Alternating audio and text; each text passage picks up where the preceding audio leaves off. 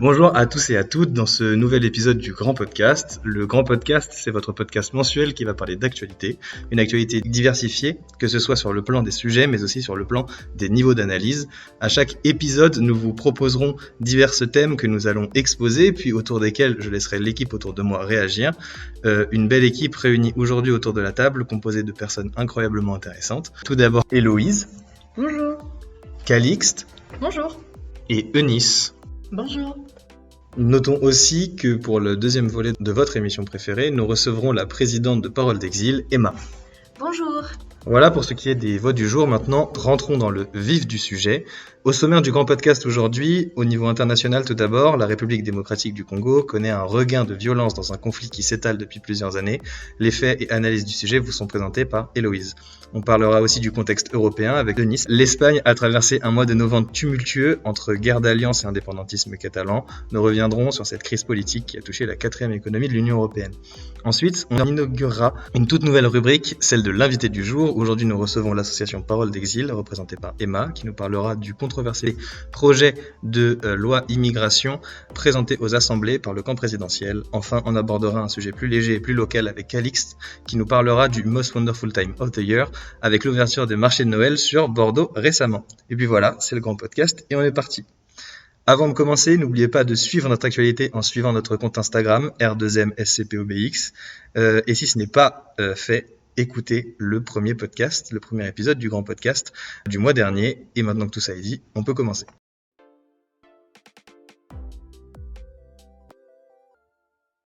La première actualité, c'est celle en République démocratique du Congo, où une résurgence de la violence alarme les autorités internationales. Héloïse, que se passe-t-il au sein de ce pays ? Alors en effet, fin octobre, l'Organisation internationale pour les migrations a alerté sur le nombre record de déplacements internes que connaît la République démocratique du Congo. Cette crise de déplacement n'est en réalité que le reflet de la crise humanitaire que traverse le pays depuis presque 30 ans. Qui touche le pays depuis 30 ans, un petit point historique s'impose. Quelles sont les origines de ce conflit ?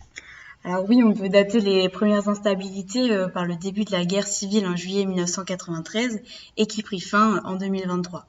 Donc ce conflit, qui est à la fois ethnique et politique, opposait le président Pascal Lissouba et sa milice privée, les Zoulous, à son antagoniste politique et ancien président Denis Sassou Nguesso et sa milice ethno-partisane des Cobras.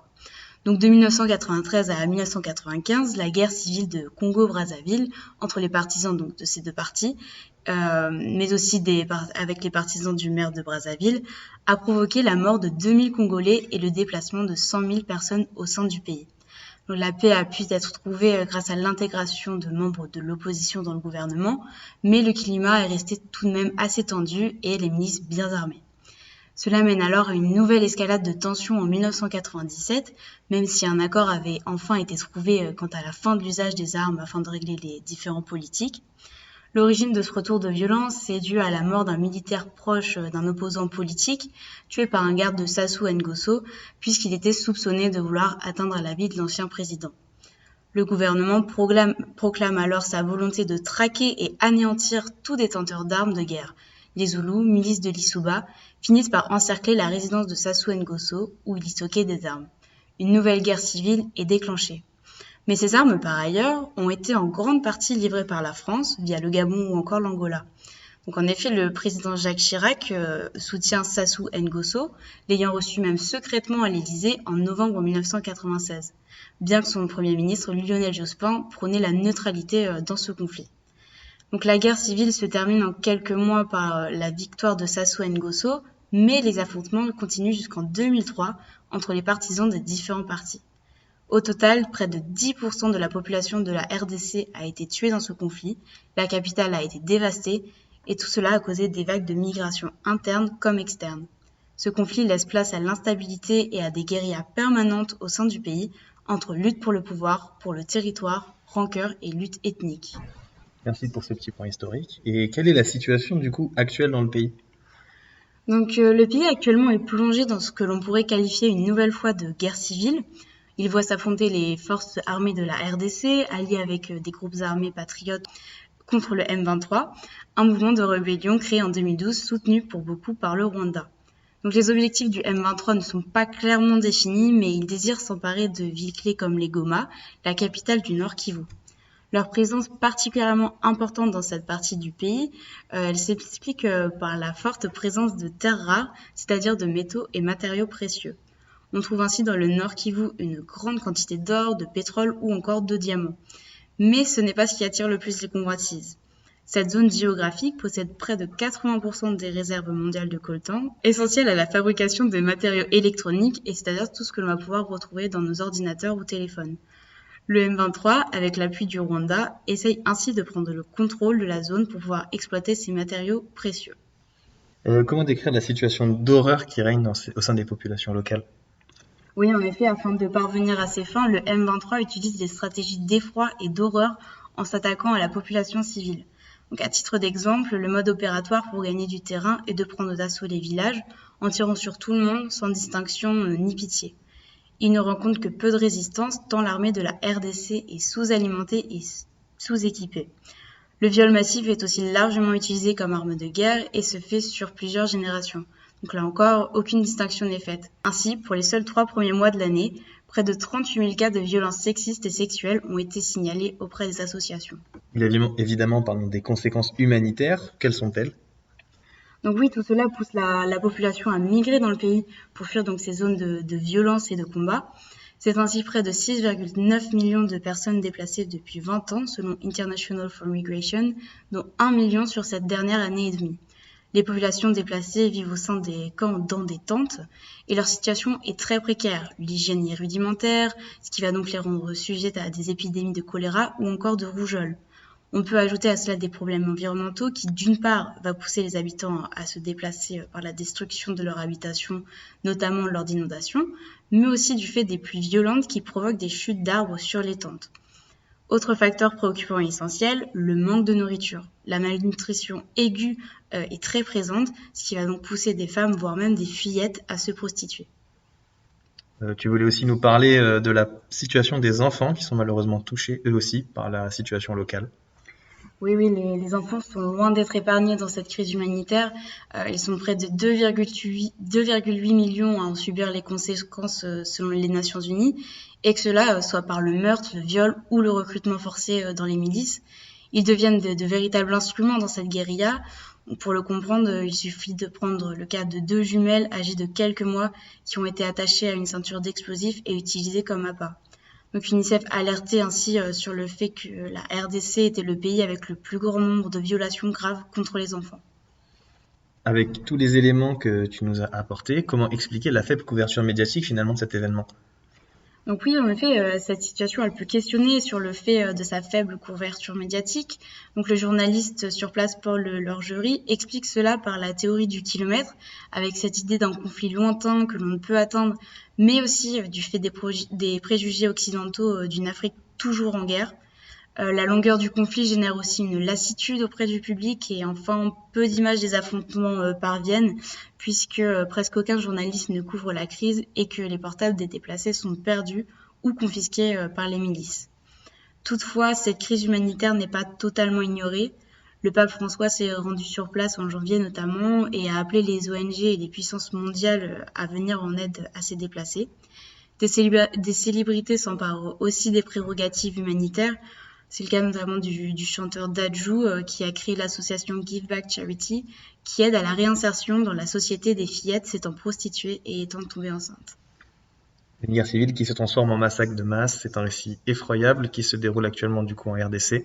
La faible couverture médiatique de cet événement laisse dubitatif sur la réelle prise en compte de son importance en France mais plus généralement en Europe.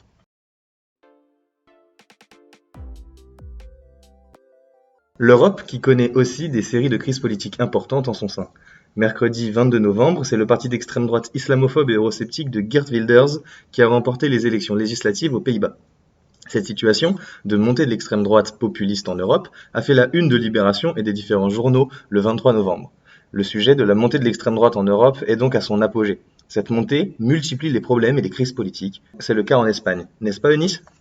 En effet, le 15 novembre dernier, l'Espagne a investi Pedro Sánchez comme président du gouvernement.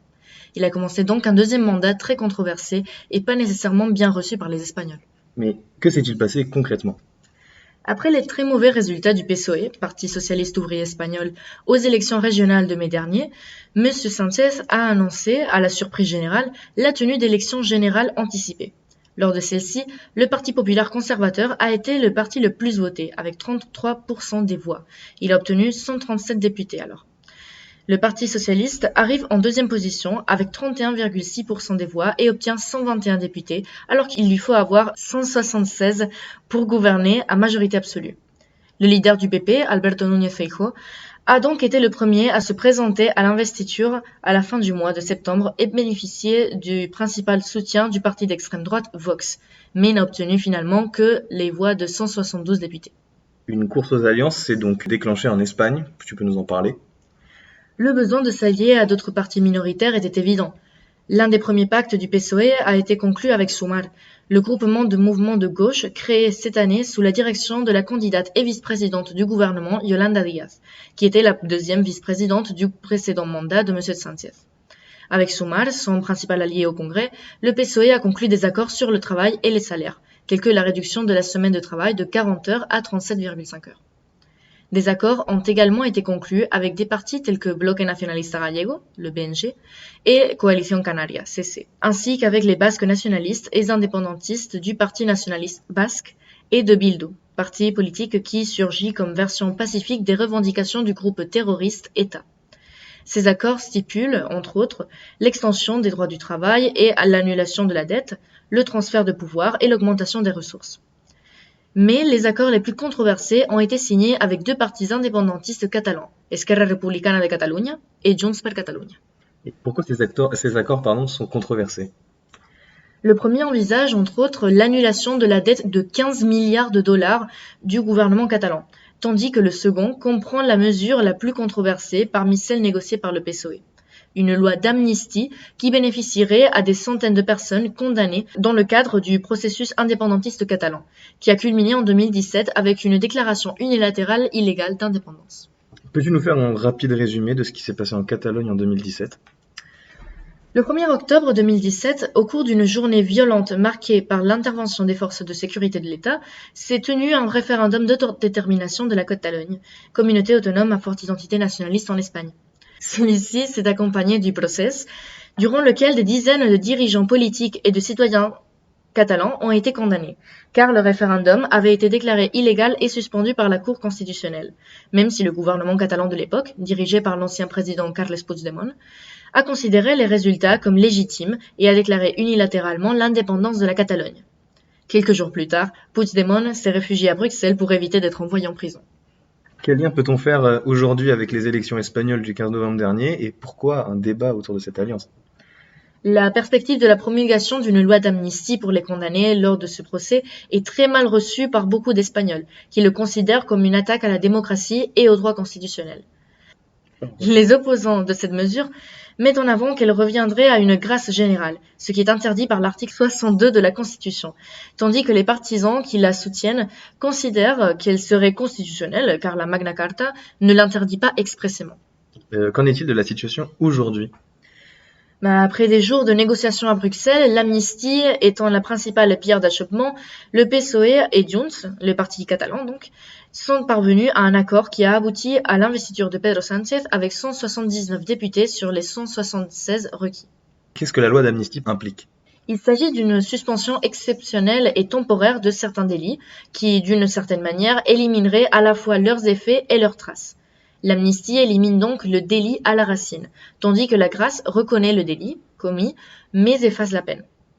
On estime que cette loi bénéficiera à environ 400 personnes, dont des hommes politiques, des dirigeants catalans, des leaders sociaux, des citoyens et des officiers de police dans le cadre du procès martial. La liste des délits couverts par ce projet de loi est longue et générique, mais il s'agit essentiellement des délits commis dans l'intention de promouvoir la sécession ou l'indépendance de la Catalogne et de tous ceux qui ont contribué à la réalisation de cet objectif, explique Rafael Rubio, professeur en sciences politiques. Et quelles sont les réactions politiques, du coup, après la réussite de cette alliance?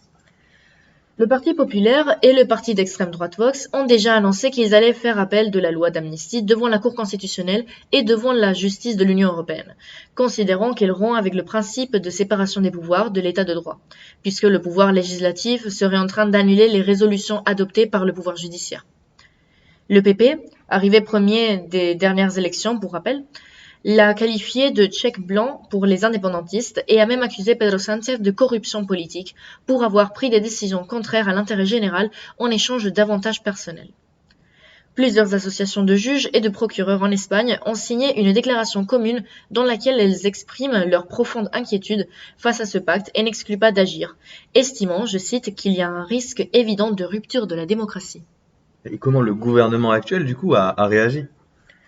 De leur côté, M. Sánchez et ses partenaires gouvernementaux ont défendu le fait que leur pacte s'inscrit dans le cadre de la Constitution et qu'il constitue une option face à la droite réactionnaire qu'il convient d'arrêter en érigeant un mur de démocratie, de coexistence et de tolérance.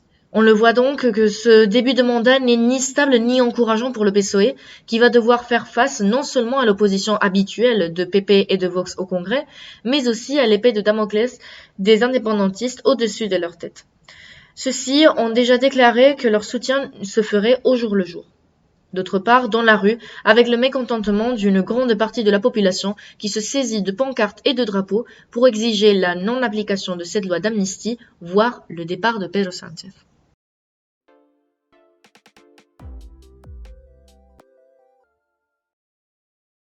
On l'aura compris, donc, la crise politique espagnole est en fait un jeu d'alliances et de compromis entre des partis qui espèrent tous atteindre le haut de la pyramide.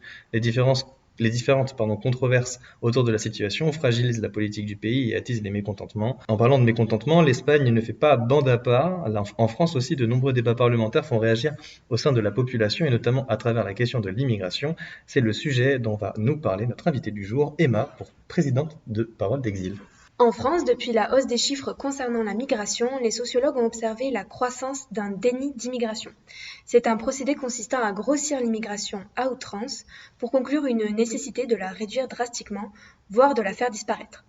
Selon une partie des Français, la population immigrée ne serait pas une composante légitime de la société française. Tout juste tolérable pendant les temps de croissance, certains considèrent qu'elle n'aurait pas dû perpétuer. Le déni d'immigration s'accompagne de l'usage de termes comme apocalypse, tsunami ou submersion migratoire, ou encore grand remplacement, qui ont été très utilisés notamment par l'extrême droite pendant les dernières présidentielles. C'est dans ce contexte de peur de l'immigration que naît le projet de loi immigration de Gérald Darmanin, ministre de l'Intérieur, et d'Olivier Dussopt, ministre du Travail, du Plein Emploi et de l'Insertion. 2022 a été en effet marqué par un retour dans le débat politique de la question migratoire, notamment après le fait divers de la petite Lola et du débarquement à Toulon du bateau de l'association SOS Méditerranée. En quoi consiste ce projet de loi ? Il a pour objectif d'être intraitable sur les exilés en situation irrégulière et sous OQTF. Darmanin garantit en effet vouloir, je cite, « rendre la vie impossible aux migrants en situation irrégulière » en créant notamment des réponses plus rapides aux demandes d'asile et titres de séjour. Selon lui, ça permettrait de ne pas laisser le temps aux exilés en attente d'évoluer dans leur situation personnelle, que ce soit dans le travail, dans leurs relations ou dans des relations de couple. Enfin, il s'agirait de filtrer les demandeurs d'asile illégaux pour en renvoyer le maximum, je cite, au pays. Il faut néanmoins rappeler que le constat irréfutable de l'inefficacité des OQTF, puisque leur taux d'exécution est d'environ de 15% depuis 2010. D'un autre côté, le projet de loi immigration promet de valoriser au maximum l'intégration pour les exilés en situation régulière, comme l'apprentissage du français, des différentes possibilités de formation et surtout l'ouverture du marché du travail. En effet, il s'agit, selon notre ministre Dussopt, de répondre aux demandes des employeurs en créant un titre de séjour, je cite, « métier en tension ». L'idée est de recruter pour combler les manques français pour tenter de rééquilibrer les besoins d'employés et les capacités à y répondre. Le projet de loi prévoit aussi la possibilité de traiter ensemble les différents motifs possibles à l'admission au séjour, ce qui n'est pas le cas aujourd'hui. Cela permettrait plus de réactivité et surtout d'avoir une vision globale de la situation d'un exilé. À ce projet de loi, plusieurs critiques peuvent être faites. Premièrement, la droite le déclare scandaleux et accuse le gouvernement Borne de prôner une régularisation massive et de souhaiter un appel d'air de l'immigration en France. Mais la France accueille-t-elle plus d'exilés qu'elle ne le devrait ? Très loin du compte, notre pays a la maigre part en Europe. Quelques chiffres pourront rapidement le prouver. Entre 2014 et 2020, la France a accueilli 4,5% des demandes déposées au sein de l'Union européenne. Plus en détail, pour prendre un exemple criant, 3% des exilés syriens arrivés dans l'Union européenne ont déposé leur demande d'asile en France, contre 53% en Allemagne. Et ces chiffres sont équivalents pour les réfugiés irakiens, voire afghans. Il faut donc déconstruire le mythe selon lequel notre pays aurait des appels d'air liés à la mise en place de dispositifs d'aide comme l'AME, l'aide médicale d'État. D'autre part, l'accueil chaleureux des Ukrainiens en février 2022 est une illustration du proverbe « quand on veut, on peut ». Darmanin active un dispositif de protection temporaire valable 6 mois, sans dépôt de demande d'asile. Il annonce également la possibilité d'accueillir 100 000 Ukrainiens qui seraient bénéficiaires de cette protection. 5 mois après le début de la guerre, 99 000 Ukrainiens bénéficiaient d'une allocation délivrée par l'OFI.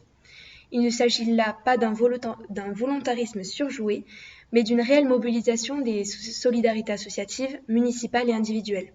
Preuve que quand on veut, on peut, autant de la part de la société civile que du gouvernement. Une autre critique peut être faite, l'intégration par la langue et le travail est utopique et ne prend pas en compte le facteur de la temporalité. Ce sont deux faits qui nécessitent du temps avant toute autre chose.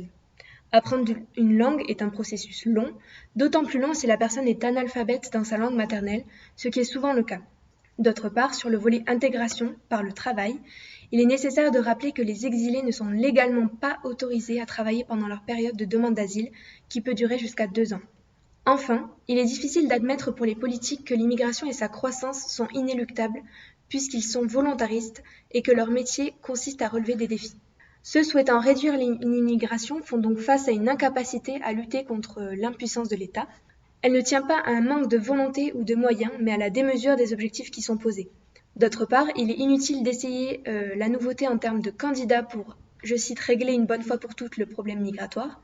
Les stratagèmes, lois, décisions politiques qui ont été prises par les différents gouvernements, qu'ils soient de gauche ou de droite, n'ont pas fonctionné pour réduire les arrivées sur le territoire français. François Héran, sociologue spécialisé dans la migration, montre donc bien que la population et les politiques surestiment le pouvoir politique concernant la migration et qu'il y a un certain fatalisme au phénomène migratoire, et ce, à niveau international. Peut-être que le premier pas serait d'arrêter de considérer la migration comme une question ou un problème à résoudre et de penser à des solutions viables pour l'avenir, parce qu'aux exilés de la guerre suivront les exilés climatiques. C'est donc un sujet important dont vont débattre les parlementaires dans le courant des prochains jours, important pour la manière dont vont être traitées les futures personnes concernées par l'immigration, mais aussi dans la façon dont ces personnes vont être humanisées.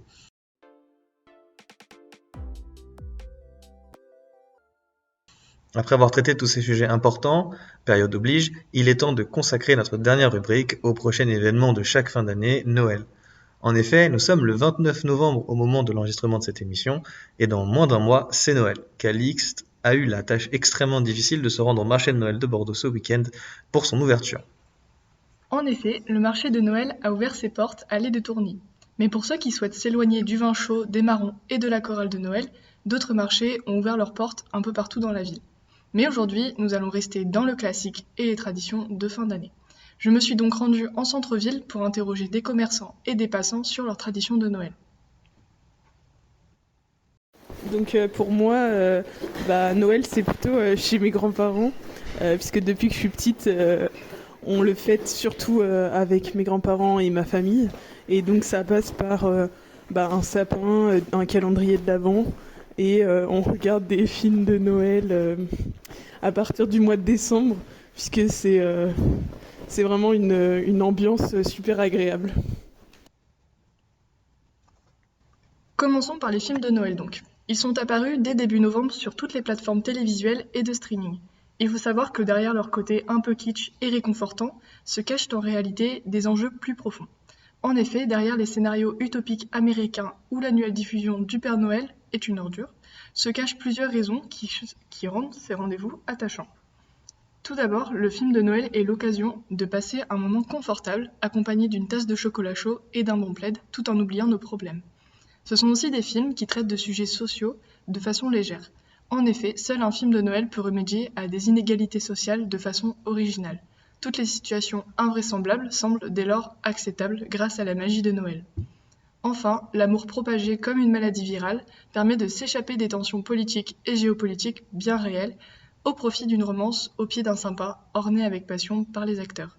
J'ai donc, dans un but d'expertise cinématographique, visionné quelques films de Noël et ai pu relever quelques éléments récurrents. Calèche, village de Noël, illumination, le fameux hasard ou esprit de Noël, des grandes chaînes de magasins sur leur 31, tout est bon pour se réunir autour de l'ambiance de Noël. Mais les scénarios à l'eau de rose américains n'ont pas pour autant le monopole de nos antennes. Si nous prenons l'exemple de l'Europe, plusieurs catégories de films sont récurrentes. Par exemple, la France et l'Allemagne diffusent chaque année une production nationale. Le Père Noël est une ordure pour ne citer que lui. Quand d'autres pays, notamment d'Europe de l'Est, privilégient des productions américaines, que nous pourrions interpréter comme une partie du processus d'américanisation du marché cinématographique mondial. Contre toute attente, cependant, ces films à bas budget ne sont pas réellement un atout de rentabilité pour les studios de production. Et plus récemment, les plateformes de streaming, dont la rentabilité de leur offre est essentielle, proposent des films de Noël pour correspondre à la demande saisonnière de leurs abonnés. Des films de Noël qui sont donc un atout économique essentiel pour le monde audiovisuel, mais pour le plus grand bonheur de nos amoureux du sapin et de la saison du Papa Noël. Mais il n'y a pas que les films de Noël qui font la magie de cette période. Effectivement, j'ai donc continué ma promenade au milieu des chalets et ai demandé à un commerçant sa tradition de Noël à lui. On parle de nos traditions. Exactement. Ben, chez nous, c'est sûr qu'on décore la maison, on met des guirlandes, on met des lumières, on s'installe, on monte un sapin, on décore également. Des fois, c'est un sapin naturel, il s'en va encore, des sapins cultivés. Avant ça, tout le monde allait chercher son sapin dans le bois, mais aujourd'hui, on ne peut plus faire ça. Et puis, ou des fois, c'est un sapin artificiel. C'est le plus gros de la tradition. Puis après ça, bien souvent, les parents achetaient des cadeaux pour les enfants. Puis quand les enfants sont un peu plus vieux, bien, c'est les enfants qui achètent des cadeaux pour les parents. Et puis, on donne des cadeaux à la fin de la soirée de Noël. Bien souvent, on faisait un réveillon. Avant ça, on allait à la messe de minuit. On faisait un réveillon et puis on donnait les cadeaux. C'était en gros notre tradition, en tout cas chez moi. Ça me fait plaisir. Au-delà du programme du réveillon, le passage du Père Noël est central dans toutes les festivités de fin d'année. Mais passer par la cheminée n'est pas une tradition universelle. En réalité, dans les pays nordiques, le Père Noël n'est pas forcément gentil. En Finlande, il s'agissait plutôt de mendiants habillés en fourrure et venant chercher des restes des repas de Noël. Des légendes finlandaises racontent qu'il s'adonnait à effrayer les enfants quand il avait trop bu, ou au contraire récompenser les plus sages avec des cadeaux, ou donner des branches aux plus vilains. Maintenant, le Santa Claus new-yorkais que nous connaissons vit en Laponie, sur le mont Korvatunturi, avec la mère Noël, ses lutins et ses reines. Ce mont a la particularité, selon les légendes, de posséder de grandes oreilles, Korva en finlandais signifie oreille, qui leur permettraient de surveiller les enfants. Le Père Noël a conquis le monde entier, même ceux qui n'ont pas de tradition chrétienne marquée le 25 décembre. Par exemple en Chine, au Japon ou en Corée du Sud. Le Père Noël devient un outil de vente majeur pour la puissance chinoise, mais aussi une occasion d'illuminer les fils et réunir les familles. Aux Philippines, par exemple, la tradition de Noël est plus ancrée, puisque les Philippins, en plus de suivre les mêmes festivités que nous, se rendent à la messe les 9 jours avant Noël, comme symbole des 9 mois de grossesse de Marie. Enfin, le Père Noël est un homme d'affaires, hors pair, puisque sa propre marque, Papa Noël, est estimée à 3 fois plus cher qu'Apple, avec une valeur de 1600 milliards de dollars, quand le géant américain ne vaut que 87,3 milliards. Et pour ce qui est des cadeaux, la période des fêtes laisse le choix. Saint-Nicolas, Sainte-Lucie, Noël, Nouvel An, Épiphanie. En France et en Angleterre, les enfants ont pour mission d'écrire une lettre au Père Noël afin de l'aiguiller sur le choix des présents. Et le soir de Noël, lui laisser quelques biscuits pour l'aider dans sa tournée. En Italie, par exemple, les enfants reçoivent des sucreries ou des petits cadeaux le 6 et le 13 décembre, puis le 25, ils reçoivent les cadeaux du Père Noël avant de terminer les festivités avec la fée Befana, qui récompense les plus sages avec des bonbons et les vilains avec du charbon. On a donc bien évidemment des fêtes de Noël qui sont associées avec des valeurs capitalistes, mais Noël ne serait pas Noël sans l'ambiance que la période met en avant. En effet, deux vendeuses m'ont parlé de la fameuse tradition du sapin de Noël et de la collecte de ses décorations. On est bien dans ma famille, tous les ans on va chercher la jolie boule de Noël et on les collectionne tous les ans, c'est un petit peu le moment avec le mari et les enfants, ça fait plaisir aux enfants, c'est sympa. Tous les jours une différente, avec les vieux lutins, vous savez là avec la grosse barbe, le petit nez, ou les bonhommes de neige, c'est sympa, on aime bien. Au bout d'un moment, il y en a beaucoup. Ça prend la poussière, c'est compliqué, mais c'est sympa. Merci. Et du fromage. Est-ce que vous pouvez présenter ce que vous faites et peut-être si vous avez une tradition de Noël, nous en parler un petit peu? On fait le sapin de Noël et bien sûr le réveillon. Et les cadeaux, soit s'il y a les enfants, ils sont là à minuit ou alors on attend le lendemain matin pour ouvrir les cadeaux. Voilà, c'est très, très simple. Voilà. Encore une fois, la décoration de l'arbre de Noël est variable selon les familles, les pays et surtout a bien évolué depuis le XVIe siècle en France. En effet, le sapin était orné de pommes, comme symbole d'immortalité et de prospérité, ainsi que des noix et des feuilles de crépon. 2 siècles plus tard, les pommes sont remplacées par des boules de verre, quand la décoration du sapin s'étend à la population et n'est plus réservée à la bourgeoisie. Pourquoi plus de pommes ? Tout simplement parce qu'une sécheresse a réduit considérablement toutes les récoltes au milieu du XIXe siècle. Il a donc fallu les remplacer, et c'est ce qu'a fait un souffleur de verre. Maintenant, nos arbres sont pour beaucoup agrémentés de petites décorations à disposer selon un ordre précis. D'abord les guirlandes lumineuses, les guirlandes et ensuite les décorations, sans oublier la grande étoile de Noël au sommet du sapin. L'industrie de l'arbre de Noël est un point fort des ventes en fin d'année en France. 6 millions de sapins vendus chaque année, soit 158 millions d'euros de chiffre d'affaires. Et ce, de plus en plus tôt dans le mois, notamment 53% des sapins qui sont vendus avant le 9 décembre en 2019 pour orner les maisons dès l'arrivée du froid. 78% sont des Normannes, réputés pour leur tenue dans le temps, et issus pour 8 sur 10 d'entre eux de production nationale. Et pour le débat entre sapin naturel et sapin artificiel, encore 89% des Français ont choisi de se tourner vers un sapin naturel en 2022, qu'ils recyclent pour une majorité après la période des fêtes. On l'aura donc compris, la fête de Noël n'est pas vécue de la même façon en fonction des familles et des pays. Quelque chose à ajouter, peut-être, Calixte ? Pour ceux qui veulent encore plus d'esprit de Noël, sachez que Love Actually est dans les salles à partir du 5 décembre, en vous souhaitant un joyeux Noël. C'est avec ce dernier sujet, qui sent bon la bûche et la dinde de Noël, que nous allons finir et terminer ce deuxième grand podcast. Merci à Parole d'Exil et à Emma d'avoir participé à ce deuxième podcast. Et merci à vous, auditeurs, de nous avoir écoutés jusqu'ici. On se retrouve le mois prochain pour le 3e grand podcast sur les actualités de décembre. Et en attendant, rendez-vous sur Instagram pour continuer à suivre nos actualités. Et le mois prochain pour les toutes nouvelles actus exclusives du 3e podcast. Salut! Salut! R2M, partageons des ondes positives.